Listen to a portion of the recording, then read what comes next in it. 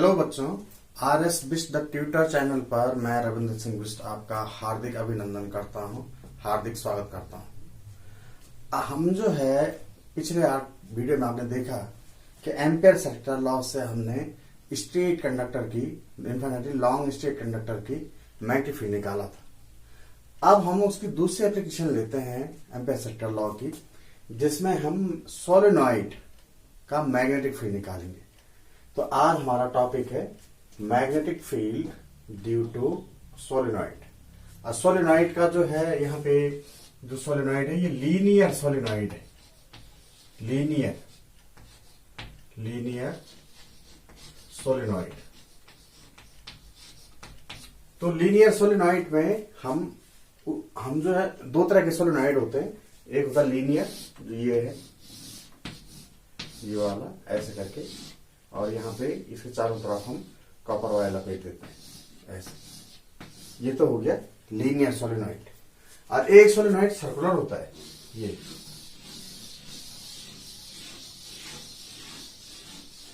ऐसे। तो ये तो था आपका लीनियर सोलेनॉइड।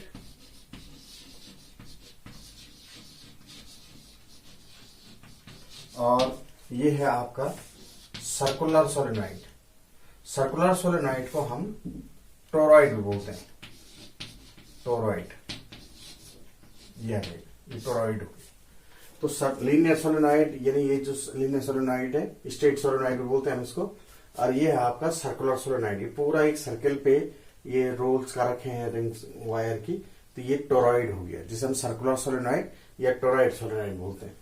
तो पहले हम क्या करेंगे कि एम्पियर सर्कुलर लॉ की मदद से लीनियर सोलेनॉइड का मैग्नेटिक फील्ड निकालेंगे। ये आपका सोलेनॉइड, लीनियर सोलेनॉइड। और ये लीनियर सोलेनॉइड ये आ गया।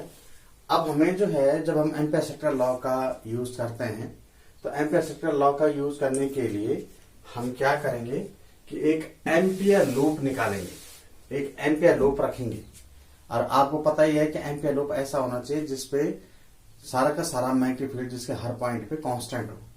तो मैं यहाँ पे आप जो एम्पियर लूप है, जो इमेजिनरी होता है, जैसे गॉसियन सरफेस होता था गॉस थ्योरम में, वैसे एम्पियर लूप में ये सर्कुलर लॉ में एम्पियर लूप खींचना है, जिसे आप ऐसे ले सकते हैं। ये है आपका एम्पियर लूप। तो जब आप इसे लेंगे तो ये आ जाएगा ए बी सी डी। ये एम्पियर लूप में ये मैंने रेक्टेंगुलर, या आप इसे अगर आप स्क्वायर भी कहना चाह रहे तो कोई बात नहीं, मैं रेक्टेंगुलर लीनियर लूप ले रहा हूं इसमें, एम्पियर लूप। अब हमारे पास जो फार्मूला है वो ये है बी डॉट डी एल। ये डीएल जो है, बी डॉट डी एल, ये जो लूप है ये सर्कुलर लूप है पूरा। और इस सर्कुलर लूप को मैं लिख भी सकता हूं यहाँ पे ए बी सी डी। ये क्लोज लूप है ए बी सी डी। तो अगर आप बी डॉट डी एल इसका निकालना चाह रहे हैं, तो बी डॉट डी एल निकालने के लिए आप पहले ए बी, यह जाएगा आपका B dot D L plus B C, ये हो गया आपका बी डॉट डी एल, ये हो गया आपका सी डी, ये आ जाएगा आपका बी डॉट डी एल। इन सारे के जितना भी एम्पियर लूप है, उन सारे एम्पियर लूप का मैं यहां पर बी डॉट डी एल निकालूंगा, क्योंकि ये ए बी सी डी का है, पूरा लूप का है ये A B C D, B dot D L. तो ये इनसे मिलकर बना हुआ है। और लास्ट वाला आ गया आपका सी डी के बाद D A B dot D L, क्या रहेगा। तो ये चारों पार्ट आ गए, A B B C C D और डी ए। अब जो है यहां पर देखिए कि जब हम इस सोलेनॉइड का मैग्नेटिक फील्ड निकालना चाह रहे हैं, तो इसका जो अंदर है, अंदर मान लीजिए मैग्नेटिक फील्ड ये होता है, अलोंग द एक्सिस होता है अंदर मैग्नेटिक फील्ड, ये आप इस तरह से निकाल सकते हैं, ये मैग्नेटिक फील्ड है। तो यहां पर मुझे अगर ए बी का निकालना है, ए बी इधर है, इसकी लेंथ मान लीजिए एल है, तो अगर हम बी डॉट डी एल निकालें, तो आपको पता है कि बी डॉट डी एल निकालने के लिए B D L cos theta होगा, जहां थीटा जो है बी या डी एल के बीच का एंगल है। तो बी इधर ही है, और डीएल अगर आप ए बी पर डीएल लेंगे, ये ए बी पर है ये डीएल, तो ये जो डीएल है ए बी पर, ये उसी डायरेक्शन में है जिस डायरेक्शन में डीएल है। तो बी भी उधर ही है और डीएल भी उधर ही है, तो ये आ जाएगा आपका बी डीएल कॉस 0, क्योंकि मैग्नेटिक फील्ड और डीएल उसकी डायरेक्शन एक ही है तो 0 आ गया। यहां पर दूसरा ये हो गया बीसी। बीसी में ये है आपका डीएल, तो बीसी का डीएल ऊपर की तरफ है और मैग्नेटिक फील्ड इस तरफ है, तो यहां पर ये आ जाएगा B DL cos 90, B DL cos 90 plus ये हो गया आपका सीडी। जब आप सीडी के लिए निकालेंगे तो सीडी में भी और बीडीएल में एंगल तो 0 है, या 180 आप ले सकते हैं, लेकिन इस सोलेनोइड के जस्ट आउटसाइड जो मैग्नेटिक फील्ड होता है वो नेग्लिजिबल होता है। ये सोलेनोइड ये लीनियर सोलेनोइड के आउटसाइड में जो मैग्नेटिक फील्ड होता है वो वीक होता है, बहुत ज्यादा वीक, उसे आप 0 ले सकते हैं, नेग्लिजिबल ले सकते हैं। तो यहां पर बी की जगह आप 0 लीजिए और डॉट डीएल ये ऐसे रहने दीजिए। अब प्लस डीए, अब जो डीए है यहां देखिए मैग्नेटिक फील्ड इस तरफ है और डीए ये है इसके परपेंडिकुलर, आप इसे ऐसे ले सकते हैं, ये डीएल आ गया इसका। तो ये जो डीएल है और मैग्नेटिक फील्ड है उनके बीच से 90 डिग्री है। डीएल इस तरफ है एडी के अलोंग, डीए के अलोंग, और बी इस तरफ है, तो बी डीएल कॉस 90, तो कॉस 90 की वैल्यू यहां पर आप 0 ले सकते हैं, बी डीएल कॉस 90। अब यहां देखिए बच्चों, ये बहुत इंपॉर्टेंट है कि यहां पर कॉस 90 की वैल्यू ये 0 हो गया और यहां पर भी कॉस 90 की वैल्यू ये 0 हो गया। लेकिन अगर आप यहां पे 0 डॉट डीएल करें तो 0 डॉट डीएल जो है यहां पर वैल्यू 0 आ रही है। इसमें तो कॉस 90 के कारण 0 आया, इसमें भी कॉस 90 के कारण 0 आया, लेकिन इसमें मैग्नेटिक फील्ड बहुत वीक होने के कारण, नेग्लिजिबल होने के कारण वो 0 आया। तो इसका 0 होने का दूसरा रीजन है। इसका तो ये है कि कॉस 90 की वैल्यू 0 है, इसका भी ये रीजन है कि कॉस 90 की वैल्यू 0 है, लेकिन इसका सीडी का इसका कॉस 90 नहीं है, यहाँ पे कॉस 0 है, लेकिन यहाँ पर मैग्नेटिक फील्ड इतना वीक है, नेग्लिजिबल है कि वो 0 आ रहा है। बी की वैल्यू 0 रखने पे 0 आ जाएगा। तो हमारे पास जो आ जाएगा वो ये हो जाएगा आपका A B B D L cos 0 की वैल्यू 1, यहाँ पर कॉस 90 0, यहाँ पर कॉस 90 0 और यहाँ पर कॉस 90 0। तो बी को आप आगे ले सकते हैं, ये हो गया ए बी डी एल, ये हो गया बी इंटू डीएल। अब अगर आप इस डीएल को यहां पर इंटीग्रेट करें ए बी के अलोंग, और ए बी की लेंथ हमने एल मान रखी है, तो ए बी के अलोंग लेंथ एल है, तो ये बी इंटू ये एल आ जाएगा। आप इस तरह से एल निकाल सकते हैं, B into DL DL DL. जब आप यहां पर इसके अलोंग केवल ए बी तक, तो इसकी लेंथ एल है तो एल ले रखा हमने, बी इंटू एल। कहने का मतलब ये है कि जो हमारी लेफ्ट हैंड साइड है ampere sectoral law B dot DL की, वो वैल्यू आई है आपकी बी इंटू एल। अब हमें इसको अप्लाई करना है एम्पियर सेक्टोरल लॉ पे। तो एम्पियर सेक्टोरल लॉ पे जब आप इसे अप्लाई करेंगे तो ये आ जाएगा आपका एम्पियर सेक्टोरल लॉ। ये यहां ले लीजिए, इसी में ले लेते हैं इसको, कि यहां पे integration of B vector dot DL vector equal to mu naught into I, ये होता है। अब देखिए यहां पे कि यहां आई, अगर करंट इसमें आई है तो मैं I1 ले रहा हूं। यहां पे ये जो I1 करंट है, ये I1 करंट, इसमें जो I1 करंट है इसमें I1, तो I1 करंट जो है इस एम्पियर लूप के अंदर से टोटल कितने करंट फ्लो हो रही है। अगर इसमें मान लीजिए I करंट है, इस सोलेनोइड के हर लूप में I करंट है, तो यहां पे अगर ये L है, L लेंथ का अगर आप निकालेंगे, L लेंथ का कि करंट कितनी हुई है L लेंथ में, तो L लेंथ के अंदर कितनी करंट जा रही होगी, उसमें देखना पड़ेगा हमें पहले कि इस L लेंथ के अंदर से होकर के कितनी जो है लाइन जा रही है, कितने लूप जा रहे हैं। अगर इसमें मान लीजिए 3 लूप जा रहे हैं तो I करंट इसमें होगी, I करंट इसमें होगी, I करंट इसमें होगी, तो 3I करंट हो जाएगी। लेकिन हमें नहीं है पता कि इस एम्पियर लूप से L लेंथ के अंदर कितनी करंट जा रही है। तो यहां पर पहले हम ये ले लेंगे कि let in unit length loops equal to n। Unit length में n है, तो यहां पर लेंथ है हमारी l, तो इन l लेंथ ये हो जाएगा nl। इतने लूप आ जाएंगे, इसके अंदर से NL लूप जा रहे हैं। अच्छा, उन NL लूप्स में कितनी करंट फ्लो रही, करंट थ्रू NL लूप्स।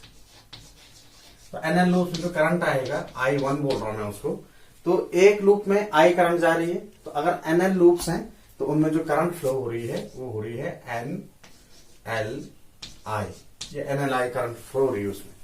तो अब हमें पता है कि जब हम एम्पियर सेक्टर लॉ निकालेंगे इसमें, तो एम्पियर सेक्टर लॉ अगर हम अप्लाई करेंगे तो एम्पियर लूप के अंदर से टोटल करंट कितनी फ्लो हो रही है वो ये है NLI, I1 करंट फ्लो हो रही है इसमें।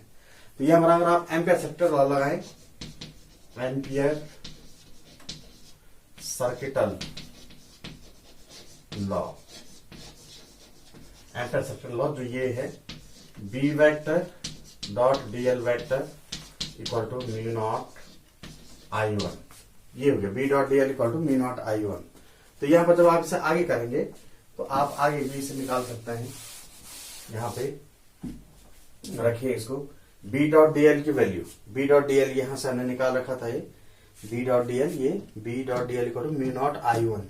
और उससे पहले हमने यहां निकाल रखा है B डॉट DL, यहां पे ये B इंटू L था, तो यहां पर B डॉट DL हो गया B इंटू L, और ये हो गया म्यू नॉट, और I1 ये है, I1 अगर आप निकालेंगे तो I1 जो है हमने ये निकाल रखा ऊपर, I1 इक्वल टू NLI, ये बराबर रख दीजिए NLI। तो L से L कैंसिल, तो ये हो गया B equal to mu naught NI। इस तरह से आप जो है एक सोलेनॉइड का जो मैग्नेटिक फील्ड है उसके अंदर कितना मैग्नेटिक फील्ड होता है उसे कैलकुलेट कर सकते हैं। और ये जो मैग्नेटिक फील्ड है जिसे हमने कैलकुलेट किया, ये लीनियर सोलेनॉइड के कारण है, स्ट्रेट सोलेनॉइड बोलते हैं वैसे। स्ट्रेट सोलेनॉइड पे इतना करंट, इतना फ्लो होगा, इतना मैग्नेटिक फील्ड होगा। तो ये B equal to mu naught NI, ये एक स्ट्रेट सोलेनॉइड का मैग्नेटिक फील्ड है उसकी एक्सिस के अलावा। अब हम इसकी दूसरे एप्लीकेशन पर जाते हैं, और दूसरी एप्लीकेशन है इसकी सर्कुलर सोलेनॉइड। जो एम्पियर सेक्टर लॉ था उसमें पहला तो ये हो गया लीनियर सोलेनॉइड, स्ट्रेट सोलेनॉइड का मैग्नेटिक फील्ड, और दूसरा है इसका सर्कुलर सोलेनॉइड, ये जिसे हम टोरॉइड बोलते हैं। तो टोरॉइड का भी हम मैग्नेटिक फील्ड निकालते हैं यहाँ पे। ये है बच्चों इसमें magnetic field of toroid. Magnetic field of toroid में मैंने पहले ही कहा कि जो टोरॉइड है वो है सर्कुलर सोलेनॉइड। तो सर्कुलर सोलेनॉइड में यहां से ये आता हुआ यहां आएगा, अब पूरा एक सर्कल, ये रिंग्स जो है सारे के सारे सर्कुलर सर्कमफेरेंस पर है। तो यहां पे अगर ये सेंटर है C, और इससे अगर आप R डिस्टेंस पे इसका इस C से अगर आप जो है वो निकालना चाह रहे हैं, इसका मैग्नेटिक फील्ड निकालना चाह रहे हैं टोरॉइड का, तो यहां पर फिर एम्पियर लूप लेना पड़ेगा। और एम्पियर लूप कुछ इस तरह का होगा, इन सबसे होके जाएगा, ये आ जाएगा, ये एम्पियर लूप है जो डॉटेड लाइन मैंने खींची इसमें। और यहां पे अगर आप डिस्टेंस लें इसकी, यहां से यहां तक की डिस्टेंस, जो एम्पियर लूप का जो रेडियस है वो R है। अब देखिए यहां पर ये लूप ऐसे में नहीं है, ये खड़े में है, ये लूप ऐसे इस तरह से है, ये लूप ऐसे करके ऐसे में ये लूप है पूरे। तो आपको पता है कि जब भी आपने एम्पियर लूप लिया था और एम्पियर लूप के एक्सिस पे, एम्पियर लूप में आपने जब सर्कुलर लूप लिया था, करंट कैरिंग सर्कुलर लूप जो आपने बायो-सावर्ट लॉ में लिया था, उसमें जो लूप है एम्पियर, जो सर्कुलर कॉइल के कारण जो उसके एक्सिस पे जो कंडक्टर था, एक्सिस पे जो पॉइंट था, उस पॉइंट पे हमने मैग्नेटिक फील्ड निकाला था, आपको याद होगा। और वो मैग्नेटिक फील्ड में केवल हॉरिजॉन्टल कंपोनेंट रह गए थे। तो वहां पर जो मैग्नेटिक फील्ड की डायरेक्शन थी वो सेंटर से जाने वाले एक्सिस के परपेंडिकुलर थी। तो यहाँ पे जैसे मैं अगर यहाँ पर लेवल है ऐसे करके, ये अगर लूप है, ये मान लीजिए एक लूप है, और इस एक लूप पे अगर आप यहाँ पे करंट फ्लो कर रहे हैं I, तो इसके चारों तरफ क्या होगा, मैग्नेटिक फील्ड होगा। और इसका मैग्नेटिक फील्ड अगर आप निकालें तो मैग्नेटिक फील्ड कैसे होगा इसमें, यहाँ देखिए थंब के डायरेक्शन, मैंने करंट थंब डायरेक्शन में रख दी, और ये फिंगर्स मैंने इस सेंटर की तरफ स्ट्रेच कर दिए। तो जो ये डाउनवर्ड करूंगा अंदर की तरफ, वो जो पुश होगा अंदर की तरफ, वही आपकी मैग्नेटिक फील्ड की डायरेक्शन होगी। तो कहने का मतलब ये है कि यहां पर मैग्नेटिक फील्ड की डायरेक्शन इस सर्कुलर कॉइल के प्लेन के परपेंडिकुलर और इनवर्ड होगा। और अगर ये हमने बाहर की तरफ लिया होता तो यहां पर तब ये आउटवर्ड होता। यानी सर्कुलर कॉइल में जो उसके सेंटर पर जो मैग्नेटिक फील्ड होता है वो कॉइल के परपेंडिकुलर होता है और एक्सिस की डायरेक्शन में होता है। तो उसी तरह से अगर ये है, यहां पर ये सर्कुलर कॉइल मान लीजिए ऐसे में रखा हुआ है, तो इसमें जो मैग्नेटिक फील्ड की डायरेक्शन होगी, मैग्नेटिक फील्ड की डायरेक्शन इसके कॉइल के कारण वो इस तरफ होगी, हॉरिजेंटल होगी। अगर यहां पर ऐसे में है मैग्नेटिक फील्ड तो ये हॉरिजेंटल होगी, इसके परपेंडिकुलर होगी, यानी इस डायरेक्शन में होगी। यहाँ पे ऐसे हर कॉइल का ऐसे ही होगा। यहाँ पर ये जो दूसरी कॉइल है उसका मैग्नेटिक फील्ड ऐसे होगा। कहने का मतलब है कि कॉइल के प्लेन के परपेंडिकुलर होगा। और जब ये कॉइल के प्लेन के परपेंडिकुलर होगा तो यहाँ पे आप मैग्नेटिक फील्ड निकाल सकते हैं। मैग्नेटिक फील्ड आप आराम से, मैग्नेटिक फील्ड की डायरेक्शन आपने निकाल दी। अब ये तो था मैग्नेटिक फील्ड की डायरेक्शन बी, और आपको पता है कि अगर हमें बी डॉट डी एल निकालना है, जैसा आप निकालते हैं इसमें कि यहां पर अगर आपको एम्पियर सेक्टर लॉ लगाना है तो पहले आपको बी डॉट डी एल निकालना है। तो B dot D L equal to B D L cos theta होता है, जब थीटा बी और डी एल के बीच एंगल होता है। तो यहां देखिए, यहां पे ये मैग्नेटिक फील्ड की डायरेक्शन हो गया। डीएल अगर हम निकालें तो डीएल यहां ये जो एम्पियर लूप है वो डीएल ये होगा। तो यहां पर लूप ऐसा है, ये बाहर की तरफ नहीं जाएगा, ये लूप ऐसे है। तो जब ऐसा है तो इसका बी भी इधर की तरफ होगा, प्लेन के परपेंडिकुलर नीचे की तरफ। यहां पर भी जब बी निकालेंगे तो यहां पर बी इसके परपेंडिकुलर होगा, ऐसे प्लेन के जो आपका लूप है सर्कुलर लूप उसके परपेंडिकुलर होगा। तो यहां पर बी हो गया, और डीएल भी आप देखिए वहीं पर है। ये पहले हमने इसका मैग्नेटिक फील्ड डायरेक्शन गलत खींची थी। अगर यहां पर ये मैग्नेटिक सर्कुलर लूप है तो इस सर्कुलर लूप के सेंटर पे जो मैग्नेटिक फील्ड होगा वो इस तरफ होगा, नीचे की तरफ होगा, उस तरफ नहीं होगा। तो ये बी हो गया। और डीएल भी आप देखेंगे तो अगर आप यहाँ पर डीएल लेंगे तो डीएल की डायरेक्शन भी वही है, यानी जो डायरेक्शन बी की है वही डायरेक्शन डीएल की भी है। दोनों के बीच एंगल 0 हो गया। तो ये हमारा दीजिए इसको, ये हो गया आपका बी डीएल कॉस 0, कॉस 0 की वैल्यू 1। तो ये आप और आगे कर सकते हैं बी डीएल, ये आ जाएगा, कॉस 0 की वैल्यू 1 हो गई। अब अगर आप, मैंने पहले कहा कि एम्पियर लूप आप ऐसे खींचेंगे कि हर पॉइंट पे उसका मैग्नेटिक फील्ड कांस्टेंट होगा। ये आप एम्पियर लूप ऐसे खींच रहे होंगे तो बी जब कांस्टेंट है तो उसे बाहर निकाला जा सकता है। तो ये हो जाएगा बी, और ये इंटीग्रेशन हो गया डीएल, और डीएल का इंटीग्रेशन जब करेंगे तो बी इंटू ये एल आ जाएगा। एल की जगह आप, क्योंकि पूरा का पूरा जो एम्पियर लूप है ये सर्कुलर है, और सर्कुलर सर्किल की जो सर्कमफेरेंस होता है उसे पता है आपको कि 2 पाई आर होता है, तो ये 2 पाई आर आ गया, बी इंटू 2 पाई आर। अब ये तो हुआ बी डॉट डीएल। अगर आप इसमें एम्पियर सर्किट लॉ लगाएं, एम्पियर सर्किटल लॉ, तो एम्पियर सर्किटल लॉ जब आप इसमें लगाएंगे तो रख दीजिए इसको यहां पे, B dot DL equal to mu naught I, ये एम्पियर सर्किटल लॉ की फॉर्म है। अब यहां पर देखिए कि अगर मुझे आई चाहिए तो आई जो है उस लूप से कितनी करंट फ्लो हो रही है, उसके अंदर, उस लूप के अंदर से कितनी करंट फ्लो हो रही है, तो आपको पता नहीं है कि कितनी करंट फ्लो हो रही है। तो फिर हम वहीं पर, जैसा हमने लीनियर सॉलिड में किया था कि लेट इन यूनिट लेंथ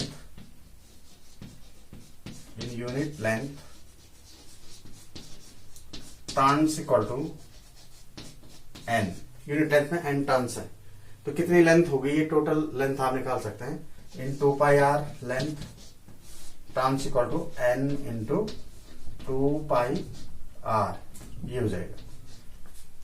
ये 2 पाई आर में इतने टर्न्स हो गए। जब इतने टर्न्स हो गए तो आप यहीं पर जो है करंट, एक टर्न में आई करंट फ्लो हो रही है, तो 2 पाई आर लेंथ में N into 2 pi r into I हो जाएगी, टोटल करंट निकल जाएगी आपको। जहां I1 आ जाएगा, B dot DL equals to, ये हो जाएगा बच्चे आपका mu naught I1।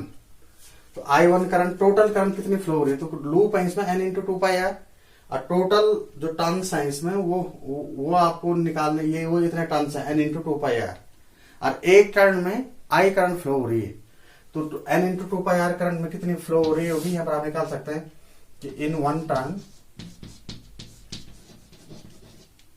Current equal to I, तो इन 2 pi r N loops current equal to 2 pi r N I, और इसी को आप I1 लिख सकते हैं। तो यहां रख दीजिए I1 की वैल्यू, टोटल करंट कितनी फ्लो हो रही है इसमें 2 पाई आर एन आई। अब बी डॉट डीएल आप निकाल चुके हैं, यहाँ पे बी डॉट डीएल आप शुरू में ही कर चुके हैं, बी इंटू 2 पाई आर, तो यहां रख दीजिए इसको B into 2 pi r equal to mu naught into 2 pi r N I. 2 pi r से 2 पाई आर कैंसिल, तो B equal to mu naught N I. इस तरह से आप इसे निकाल सकते हैं। मैंने देखा यहाँ पे कि B magnetic field equal to B equal to mu naught N I है, और जो आपने सोलेनॉइड लीनियर सोलेनॉइड का भी निकाला था उसमें भी जो मैग्नेटिक फील्ड था वो म्यू नॉट एन आई था।